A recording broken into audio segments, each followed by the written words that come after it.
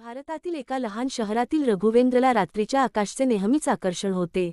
एके दिवशी गावातून फिरत असताना त्याला एका विचित्र, प्राचीन दिसणाऱ्या ऋषी भेटल्या ज्यांनी त्याला कपाळावर स्पर्श करून आशीर्वाद दिला.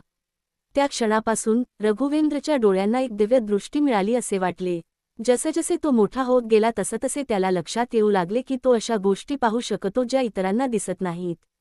आकाशात एकेकाळी फक्त चमकणारे तारे आणि आकाशगंगा स्पष्ट दिसत होत्या, रंग आणि प्रकाशाचे ढग फिरत होते. त्याला खूप काही दिसले. एका रात्री जेव्हा तो त्याच्या गावाकडे पाहणाऱ्या टेकडीवर बसला होता, तेव्हा रघुवेंद्रची नजर अवकाश आणि काळाच्या पडद्याला छेद देत होती आणि त्याने विश्वाचा अनंत विस्तार पाहिला.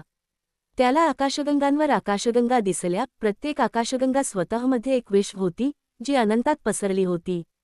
त्याला आनंद आणि आश्चर्याची लाट जाणवली, कारण त्याला हे समजले की विश्व त्याच्या कल्पनेपेक्षा कितीतरी जास्त विशाल आणि गूढ आहे. आनंदाचे अश्रू त्याच्या चेहऱ्यावरून वाहत होते. रघुवेंद्रला विश्वाशी एक अशी जोडणी जाणवली जी त्याने यापूर्वी कधीही अनुभवली नव्हती. त्याला माहीत होते की त्याला एक भेट देण्यात आली आहे.